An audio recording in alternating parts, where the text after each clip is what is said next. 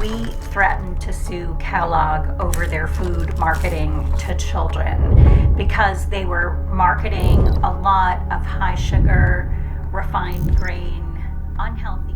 Imagine, it's 1863. You're up for breakfast. You pour your coffee and look for something to eat. Only Cheerios won't be invented for another 60 years. Lucky Charms is still about a century away from stores. Luckily, your hope for a quick, tasty and well-rounded breakfast lies in the hands of a doctor in upstate New York. This same doctor would go on to change American breakfast as we know it today, dare I say, forever. Enter Dr. James Caleb Jackson. He ran a sanatorium in upstate New York. A sanatorium is basically a very early-day specialized hospital for the treatment of specific diseases and related ailments. During the time, they were primarily used for treating tuberculosis, and the sanatorium cure had been in question by many. While sanatoriums reduced the risk of tuberculosis spreading to uninfected people, nearly 50% of those who entered a sanatorium died within 5 years. So, back to Jackson. He wanted to help people even though nearly 50% of patients at these facilities didn't make it. He tossed together a few ingredients and called it granular, a simple water and dried graham cracker recipe that, when mixed and dried, broke into little pieces. But the only bad part was, it was so hard that you had to add milk to soften and eat it. This is the birth of breakfast cereal, but the story is actually quite more disturbing than this simple origin story. Sugar frosted flakes are great! So, listen up now, before you take another bite of your bran. Back in the early 2000s, we were seeing the initial decline of box cereal as we know it in the cereal aisle. First, we were just beginning to come out of that fat-free, low-fat craze, where all of the sugar cereals that were claiming fat-free started to have consumers sort of question, like, is this really that good for us?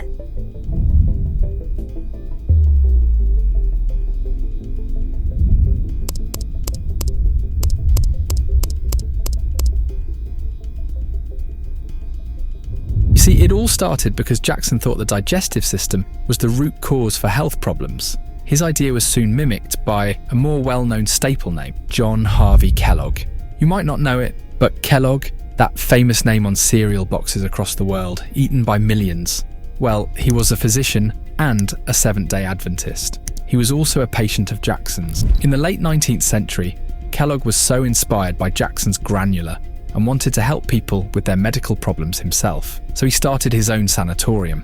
Fun fact, this launched Kellogg into the spotlight, allowing him to become a celebrity doctor who worked with several US presidents and prominent figures such as Thomas Edison, Henry Ford, and Amelia Earhart.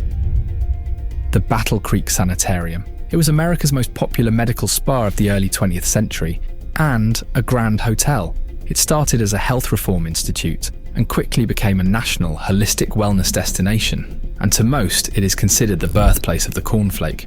But some say that the biggest flake to come out of Battle Creek was the man in charge, the dapper doctor who typically dressed in a white suit and white shoes, often with a white cockatoo perched on his shoulder. Kellogg essentially stole Jackson's granular recipe, and obviously he had to call it something else. So it was creatively called granola. With its new unrecognizable name in that very moment, it had given birth to the cornflake. Over time, as granola dough fermented, it could be rolled flat and would make crunchy flakes. Kellogg, along with his brother Will, had begun a journey of spreading the news of his new granola across the country. Kellogg actually had quite a high opinion of himself, believing that he was a health reformer fighting to improve the body, mind and soul through something he called biologic living. His zealous approach to this view stemmed from his Seventh-day Adventist faith. He was groomed from a young age by the church leaders and even earned a medical degree with their support. Even though he published many medical journals and lectured at universities, his practices were rather unconventional. They were grounded in his religious beliefs and centered on sexual abstinence. Kellogg put his money where his mouth was. He was an avid vegetarian and was rumored to even be celibate in his own 4-decade marriage. Perhaps due to his ego, he was willing to try anything to cure his patients, experimenting with countless treatments and inventing dozens of his own. To his credit, many of his ideas worked, but others are even considered barbaric by today's standards. What were those methods? I warn you, this could get a little weird. Kellogg led meals at the sanatorium, and advised everyone to chew their food 40 times before swallowing. He even had a little jingle to cheer them on. Chew, chew, chew. That is the thing to do. Like many others of the time, he believed artificial light could be a treatment for many ailments. He promoted light therapy as essentially a universal cure-all, and built his so-called light bath, which was a wooden cabinet lined with light bulbs. Kellogg prescribed light treatments for diabetes, insomnia, gangrene, and even syphilis. He also fabricated a current device. Yes, electricity. He claimed that sinusoidal current treatments were painless. Even though electrical stimulation is used today in the medical field, the egotistical Kellogg firmly believed that it could treat lead poisoning, tuberculosis, obesity, and, when applied directly to the patient's eyeballs, a variety of vision disorders. Kellogg's Battle Creek Sanitarium was well known for its 46 different baths: foot baths, sponge baths, standard stuff. Then there was the continuous bath that lasted, per Kellogg, hours, days, weeks, even months, as the case required. I think they were allowed to get out for bathroom breaks.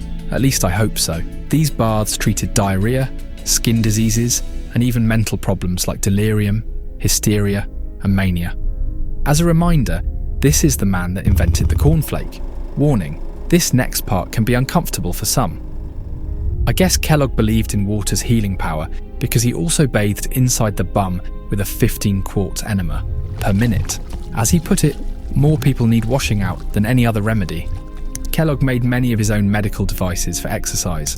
A mechanical horse of his was even said to be in the Titanic's first-class gym. He also had a vibrating chair, a plain wood chair that shook 60 times per second with the sole purpose of stimulating the bowels. He also invented slapping machines for the same purpose, where they could choose pounding or flogging to stimulate circulation. Sorry, but this is the cereal guy's history, and it just keeps getting weirder. Kellogg's lifelong foe was the vile practice, or self-stimulation, if you know what I mean. His goal was to break young boys of the habit. Kellogg would tie their hands, bandaging the offending organ or putting a cage over it.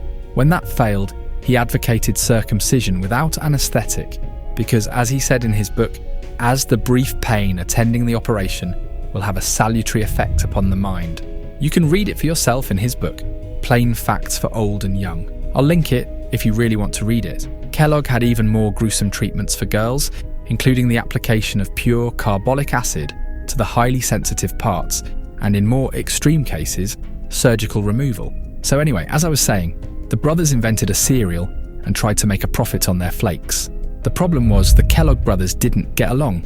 They didn't agree on the foundation of the cereal. John, the purist he was, wanted to keep the brand simple, not adding sugars, thus keeping the food healthy and not deviating from the purpose of its inception. Brother Will, however, realizing that they were going broke and would sell more if they simply added sugar, had eventually convinced John to sell him the company. The Kellogg we know today is a product of the creator's brother and is far from the health food it was intended to be. Interestingly enough, a patient at Kellogg's Sanitarium was C.W. Post, the connoisseur of honey bunches of oats. He managed to work his way into the kitchen, and he too stole the recipe and tailored it to invent grape nuts. And no, they aren't grapes, and they aren't nuts. Post then managed to buy the exclusive manufacturing rights to a cereal making machine that Will Kellogg helped invent. Then, for decades, bran, flakes, cereal, whatever you want to call it, they advanced. And in 1921, Wheaties appeared when someone supposedly spilled a bran mixture on the stove. In 1927, according to Kellogg, it was charmed by the crackling sound of milk on toasted rice, giving rise to Rice Krispies. In the 1930s, the odd story of Chex entered the field, with deep ties to Webster Edgerly, who led a health cult known as Ralstonism, which was basically eugenics and mind control. Fortunately, General Mills now oversees Chex production, so if you eat them, you're not supporting a delusional racist, just a multi-billion-dollar corporation. Finally, in 1941, Cheerios were invented in Buffalo, New York, but called Cheeriots. Cereal was relatively unhealthy when sugar was added, but it became even more so in the 1950s. Sugar became the selling point. 1952 saw the sugar frosted flakes, which fueled the trend with Tony the Tiger, who bested all of the competition, like Katie the Kangaroo, Elmo the Elephant, and Newt the Gnu. The most notable I can think of is Toucan Sam of Fruit Loops since 1963, and of course, Cap'n Crunch, or his real name. Horatio Magellan Crunch. There are of course many notable cereal avatars like the Leprechaun and even the Flintstones. They are all part of a culinary history, deeply intertwined with advertising and health nuts in the USA. Even today, breakfast cereals are a staple for kids across America, watching Saturday morning cartoons.